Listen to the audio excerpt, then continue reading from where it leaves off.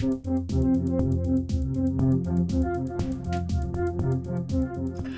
everyone, it's Elizabeth from Elpis Astrology at elpisastrology.com. Thanks for joining me today. So this is going to be my video for September 2024 for the astrology, and then later on in the video I will do your ascendants and or sun signs. I would say you should watch and listen to both. So this is just a reminder for those folks that are going to be in San Diego on Friday the 13th of September. I will be giving a lecture on Mercury, Venus, and Mars retrogrades and what they mean in your own personal chart. The lecture I will be giving will be around 7 p.m. at the San Diego Astrological Society. I'm going to put all the details below to where it's located, but it's sort of central location in the Hillcrest area, if you know that. So the kind of energies that are happening in September really revolve around this full moon eclipse that's going to be happening in Pisces mid-month. I'll get into the details in a minute. And then the other big thing is that Mars, except for the first few days of September, Mars will be in Cancer almost the whole month. And I think that's going to set a big tone for us as well, especially on the worldwide stage, probably related to politics. I'll get to that in a minute. But hey, we start off the month with the new moon in Virgo on the 2nd of September at 6:57 p.m., and that's Pacific Daylight Time, at 11 Virgo 4 minutes. So we know a new moon has the moon and the sun together. So really, when we look at Virgo as a sign, and then the new part of it being the new moon, we're really talking about here a new beginning in all things that are Virgo. This is service of some sort. This could be health, a new start in our health. It can also be a new start with regards to unearthing important information, right? Virgo is all about that too. So I mean, that's a general theme with Virgo itself. So there's new starts in these areas. You have to look at what house this falls in. And in particular, if you do have something, say, around that, let's just say 10, 11, 12 degrees of Virgo. And if you do have your sun or your ascendant around those degrees, this is a whole new start to the year itself, right? The newness lasts for the whole birthday year for you. So having said that, I do want to wish a happy birthday to all my clients and all my viewers, but also to my brother Philip.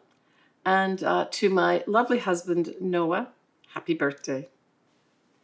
So let's get into the details of this new moon. We have a few things going on.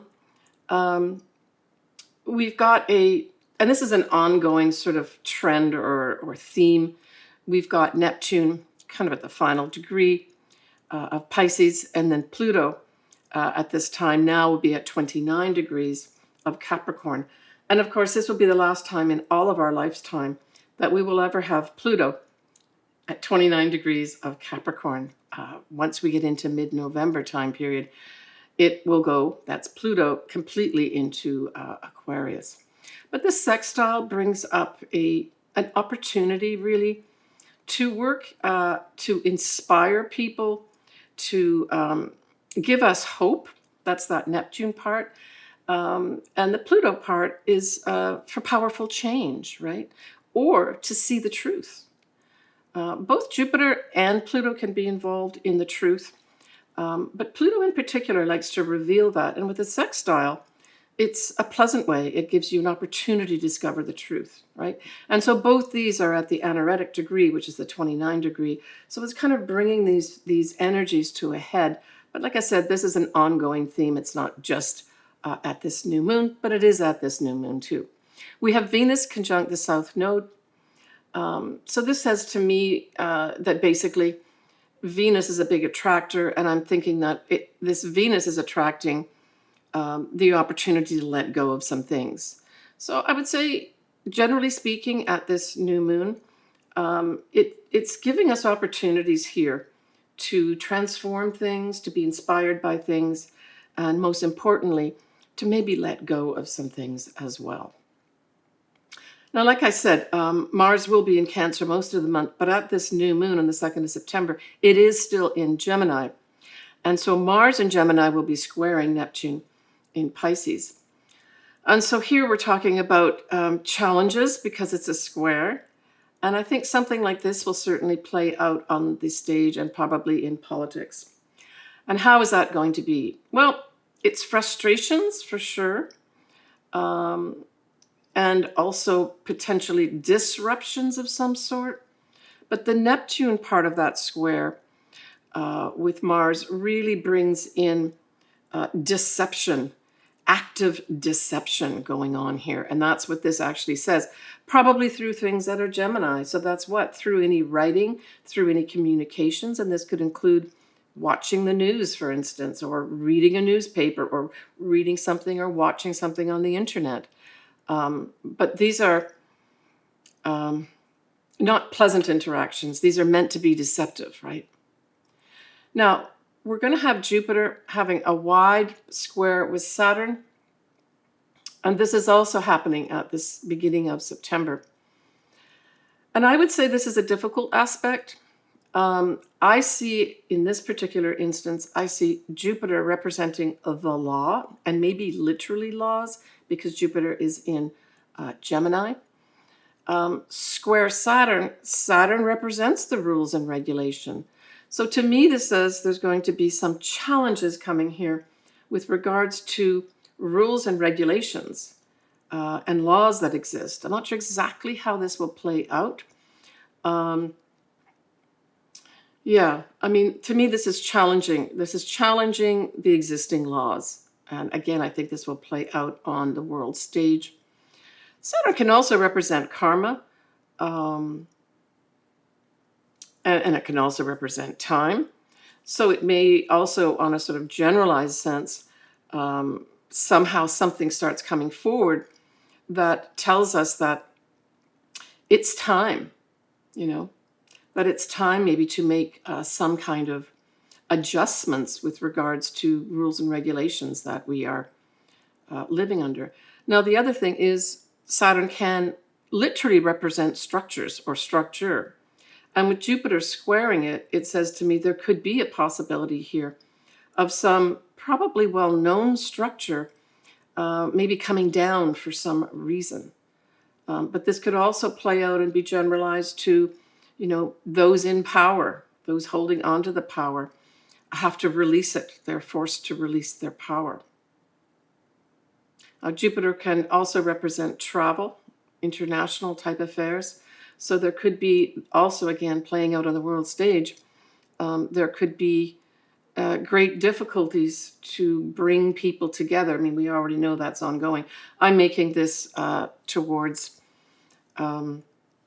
just sort of the beginning of August time period. So lots will be playing out even before this particular transit happens, but it's not the first time. We'll have other times where we'll have Jupiter square Saturn too. So it really says there's going to be some challenges, I think, on the international stage with regards to people in power at the moment holding the rules and the regulations. We have Uranus, which will be still, of course, in Taurus, and it will be providing kind of a wide, I guess, sextile with Neptune. And then, of course, trine to Pluto. I see this as an excellent aspect. So there could be some beneficial, favorable shakeups here with regards to, seeing the truth, being inspired, maybe spiritual aspects of ourselves. If you've got, say, something between the 27-degree and 29-degree point with regards to, now we're looking at the signs here, Taurus, Capricorn, and Pisces. There could be some very creative type of energy going on where we're inspired to seek out the truth, but this also helps enlighten us. So I think this new moon is going to bring about some dramatic new pieces of information that help us all understand the truth of what's going on. Yeah, so generally speaking, I think it's a pretty good new moon, except for that Jupiter square Saturn. But like I said, that's not the first time. It'll happen a couple other times too. All right, so when we move on to the 7th of September, we have Mercury square Uranus at 27 degrees. And so this really is, I would say, let me just see where Mercury, where it actually is in the, yeah, so that will be, Mercury will be in Leo. So, you know, Mercury in Leo, this is a flamboyant type energy, an energy of wanting to have fun. And so at its best, it could be just opportunities to enjoy ourselves during the summer months. But the square really says it's upsetting. And again, this is probably going to be on the world stage, upsetting information that comes to light. And if we look at Leo, Leo can represent literally kings and queens. So we could have some announcements from any sort of monarchy or equivalent that's maybe surprising. And it's like, wow, I didn't see that coming. But it also can have something to do with children. So there may be some kind of news with regards to children here that shakes us up and or provides enlightenment. But it's something we're going to have to, you know, it's going to be challenges. We're going to have to actually work with this energy. Yeah. All right, so when we look at the couple next days after that, the 8th and 9th of September, we have the Sun will be in Virgo, and it will be sextiling Saturn in Pisces. Beautiful setup. This is taking important information and having the opportunity to make something of it, to make it real. And so, you know, the Sun is the most important luminary in the chart that you look at. So I would say this is a positive influence of facts that are important for us to know, to come to light. That's what I would say that 8th, 9th September is.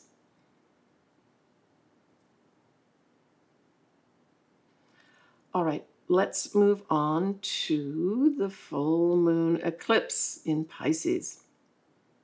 Let's get the details down, and then I'm going to talk about what I think this means and what it initiates. So on the 17th of September at 7:33 p.m. Pacific Daylight Time, we will have this full moon eclipse at 25 degrees of Pisces and 40 minutes. Now, I did make a video about this eclipse. I put the links below. I would suggest that you look at it. I'm going to give a lot more detail in my video than I am going to here. But I really feel that, especially if you've got, say, something around the 25 degree mark of Pisces and or 25 of Virgo. I mean, we can take other signs too, but for real effects, I look at conjunctions and oppositions, to be honest. Doesn't mean there can't be other effects there too. But I would say that if you do have something like this personally, these degree points, pay attention to what comes up. It doesn't have to be something bad or unpleasant, but do pay attention to what comes up here, because this is going to indicate the areas and or the themes that will carry through a little more clearly once we have the north nodes of the moon go into Pisces, which will be mid-January 2025. I've made a video about this too. Links below suggest that you look at it, especially if you've got, say, you're going to have your north nodal return happen at this time. That video will give you a lot more details. So the other thing that's going to happen is that next year in 2025, in September, you are also going to have sort of a compatible or a companion eclipse. And it's going to be in Virgo, though, at 24 degrees. So whatever turns up here, especially if you've got the degree points that I've mentioned highlighted in your chart somehow, there's going to be more meaning played out for that. Now, when we talk about the north nodes going into Pisces mid-January 2025, we know that for the next 18 months from mid-January onwards, we're going to have the north nodes in Pisces, a big change, right? Now, this full moon eclipse has the moon conjunct Neptune. And so I would say that, the moon conjunct Neptune, and then, of course, we're going to have the sun will have that in an opposition, right? Just that setup alone is not necessarily something I'm going to have a big party about or be happy about, because I think that whole Neptune thing, again, is going to be bringing in so much deception. And although it's a full moon eclipse, these eclipses can bring in both new beginnings and endings. We like to talk about full moons as being endings or big, spotlights put on an area of our lives. And indeed, that probably will happen. The other thing that happens is that we have Venus will be opposite Chiron. So Venus will be in Libra. That's the sign it rules. And Libra can represent the law at this time. I think, personal feeling is, again, this is going to play out on the world stage, and I think it's going to be some kind of big legal announcement of some big legal spotlight put on something, and I think it's going to be on deception. I don't think it's going to be the higher aspects of Neptune, which is the, spirituality and, agape love. Although, it doesn't mean it can't, especially if you've got something like this in your chart. This could be a monumental time for you to develop your spirituality. But on the world stage, I see this as deception being brought to light big time with the eclipse. And then this, of course, whatever comes up at this time on the world stage, will be played out in more detail once we get the North Nodes going into Pisces for 18 months, starting in mid-January 2025. With the Venus opposite Chiron, Venus is an attractor. It likes to soften things. It likes to make things sweet. So I think opposite Chiron, it's going to sweeten this full moon eclipse effects in the sense that it's going to make you feel a little bit better with regards to whatever comes up at this time. And again, this I think is going to play out with regards to the law of some sort or laws of some sort. It could pertain to women as well. And it could also, pertain to a specific woman that brings great healing, on the world stage. Let me just see where Venus is at so my viewers will know. So Venus is at almost 24 degrees at this full moon. So if you do have something around that, there could be some big healing energy put in for you on an individual level. But like I said, a world stage, I think this is going to be bringing to light some legal matter of some sort that I think, even though it's an opposition, will bring in some kind of healing to us on the world stage kind of axis.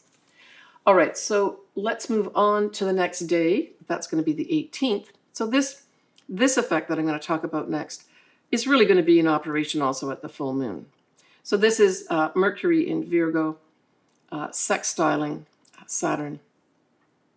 Or actually, Mercury in Virgo is going to be opposing Saturn in Pisces.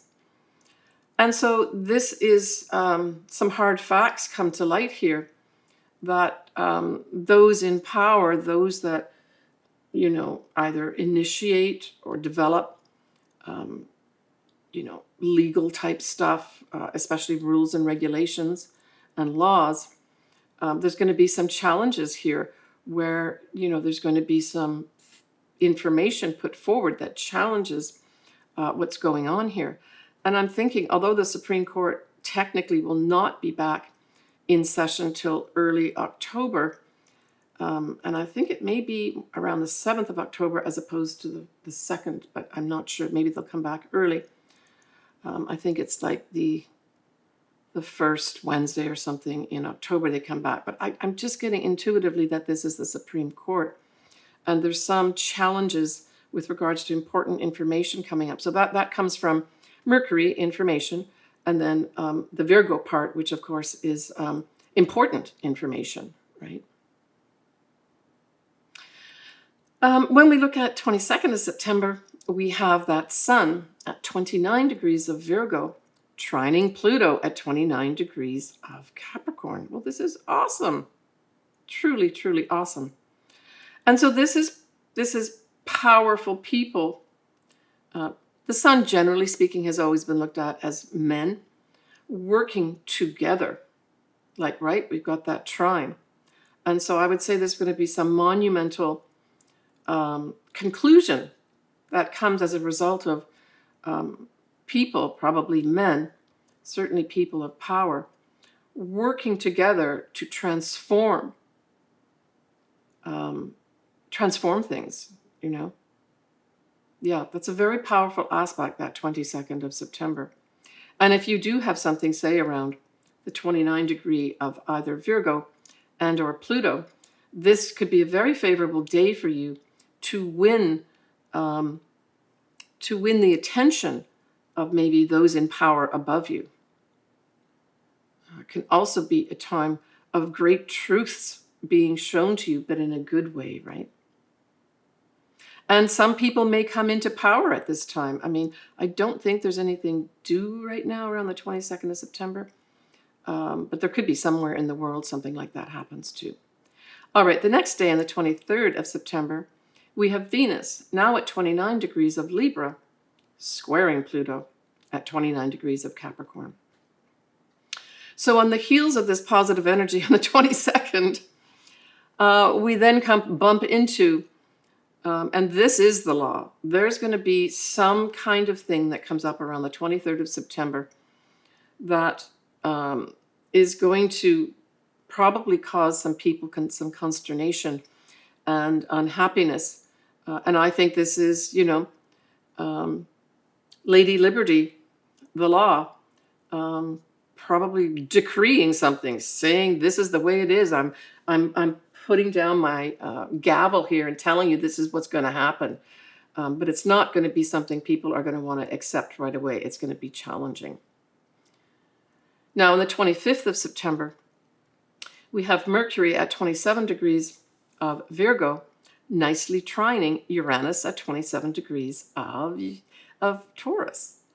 And so this is awesome energy. So sandwiched in between that kind of not so great Venus square Pluto transit, we've got two very nice transits, right?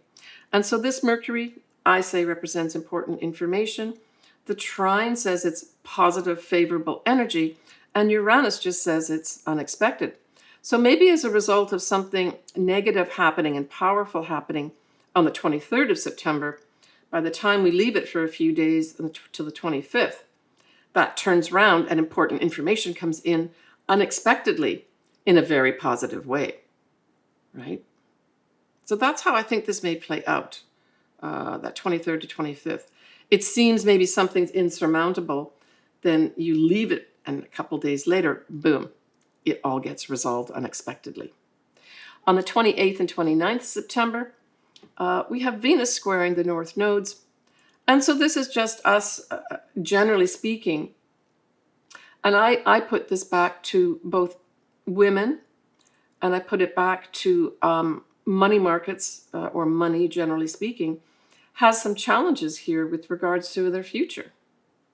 You know, there's issues brought up 28th, 29th September around these things that affect our future that we need to work on, you know, that we need to put some effort into to make them right.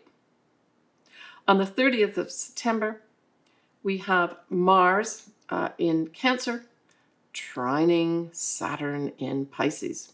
Well, what a beautiful way to end September. Now, I think this whole Mars in Cancer really represents, especially if I generalize it to the USA, which is a Cancer country, it really speaks to, I think, some positive new rules and regulations, positive new structure that is put in place in the country itself. The thing is about Mars in Cancer, it's not really compatible with Cancer in the sense of Cancer likes to have everything cozy and comfortable, safe and secure. And Mars represents, literally can represent the military, aggression, assertion, just energy, right? Moving forward, let's get on with this type of energy. So there may be just a big push here to put some new structure in place, and these may be things like rules and regulations in the US for some reason at the end of September. But we're also going to have at this time Mercury conjunct the Sun in Libra at the end of September, but it also goes into that first day of October too. And so this says to me some kind of conclusion of some sort regarding, I would say here again, because both of these are in Libra, I'm translating this as the law. So some wrap-up's going to happen, and it's going to be announced regarding some maybe legal case, and there's a lot of them out there, certainly in the USA, with one person notably. Okay, I think that I just want to go back to this whole Mars in Cancer, which is the first few days of September. Mars will be in Gemini, but then you can look at Mars in Cancer for the rest of the month. And to me, this just, I can just bring up a general energy of assertiveness and aggressiveness in the home. And so I would just say, especially if you've got, say, something yourself, say you've got your own Mars here or some other planet, I would say just, take a breath in and out before you react to something, right? But I think generally in the USA, there's going to be a lot of argumentative type and aggressive type energy. Now, this could play out as military too. I don't intuitively think it is, but there is that possibility that the military will have to come in for some reason. And maybe that's going to be around the eclipse time period or just before that, right? But generally speaking, it does speak to aggression, frustration in the home, in the country, in your homeland, right? And it can refer to, safety and security, where you feel you have to protect yourself. All right. I'm just going to talk a tiny bit about J.D. Vance. I'm not going to go into details about all his chart. But he has some pretty serious things in his astrology coming up. And he's not alone. It's going to be in his generation too. But I think in particular, he's got this Jupiter, transiting Jupiter right now, is in Gemini, and it's in his 10th house. And, I always talk about, generally speaking, Jupiter is a positive influence, and indeed it is. But you can twist this energy as well. And you have to be careful about bragging and exaggerating, especially in your career.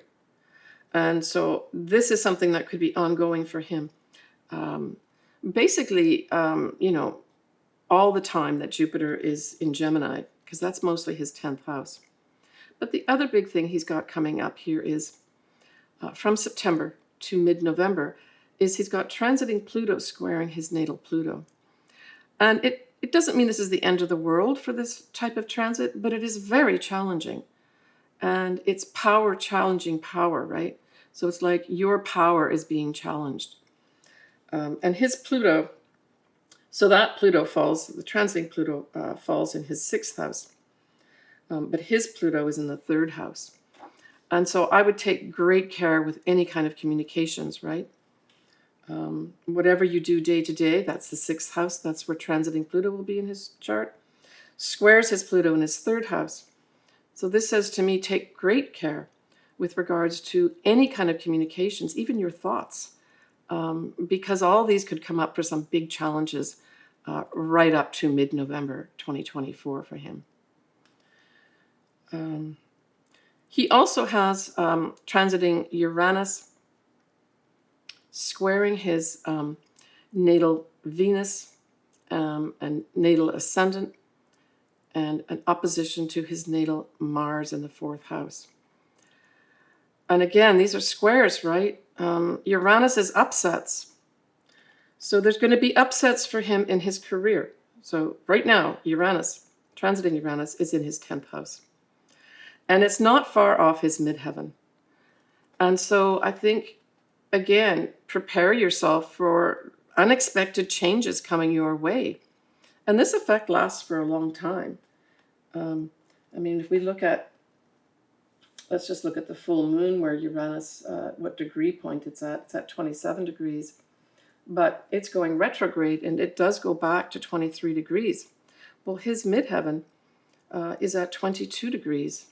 So he's due to probably have some ongoing shakeups that'll be, viewed by everybody. Ongoing shakeups to his reputation, to his career because it's in the 10th house, and, his social standing. All right, well, I just wanted to cover for those that were interested in it. And, I'm going to just end there. We can talk about more of it on comments if you want to say anything, but some people are interested in this, some people are not, and I'm fine. I'm fine either way. So when we take a quick peek at October 2024, we have another eclipse happening. But this time, it's going to be on the 2nd of October, and it will be in Libra. We're also going, and it'll be a new moon. We're going to have a full moon in Aries in October, and Pluto will continue its stay at 29 degrees of Capricorn. All right, let's move on to look at your sun sign and or ascendant. I say watch or listen to both. And I also want to say a big hello to all my Spotify and audio listeners as well. I appreciate all your listening. So Cancer, that new moon in Virgo sextiles you and involves your 3rd house. So this is favorable opportunities to get important information out. Maybe even a time when you get an opportunity to do some writing project, to do some short distance travel, to get more involved with your siblings and your neighbors. All these things are ruled by the 3rd house. Mainly, we say the 3rd house is the house of communications. So generally speaking, we talk about that. There's some kind of new start for you here. Very favorable for you. In fact, this whole month is pretty good for Cancers. You've got that sextile there with the new moon, whole new start. So you could have a new writing project come your way. Still, for others, you may get an opportunity to do some speaking.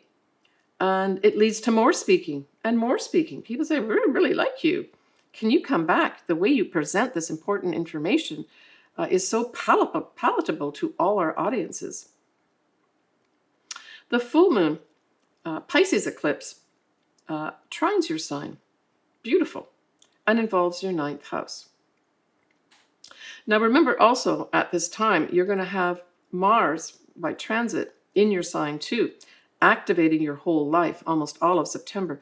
I think September is going to be really active for you with the Mars in your sign, Cancer. So I'm making this, early August.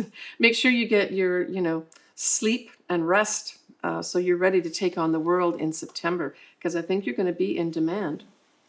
Now, that eclipse, even though it's a full moon, can also mean new beginnings. They're wild cards, these eclipses. But typically we talk about a full moon as a culmination, a big spotlight being put on something, or an ending of some sort.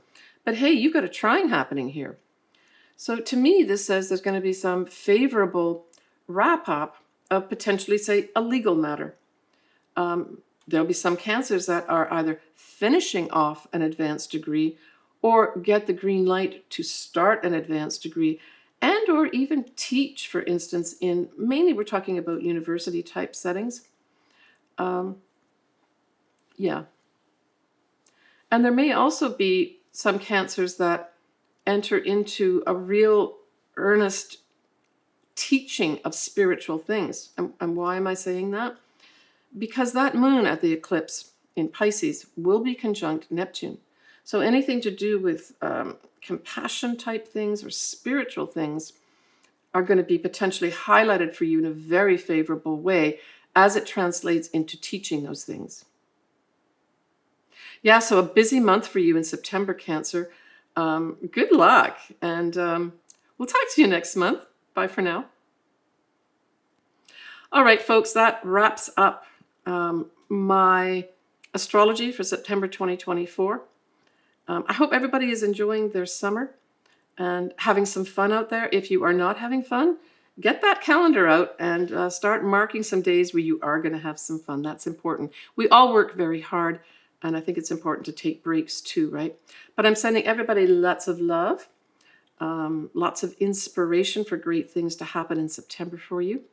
And we will see you again in October. Bye for now. So I'd just like to remind all my viewers and clients of my services. You can find them on my website, of course, and all the details of that are below. But I do a tarot combo astrology reading for $50. It's my only pre-recorded one, unless specifically a client asks for me to pre-record a Zoom call for them. But I do other things too. I can do your just your transits and progress chart for this birthday year. As an option, I can do a full-on horoscope look at all your astrology, including an in-depth analysis of your natal astrology and then progress charts, and then all the transits on top of that. I can do that as well. So check me out. As I said, I've got all my details below. Send me an email with your birth details and a question or area of life that you're interested in me focusing on. I do a Zoom video, whether it's pre-recorded or live, with you to go over all these details.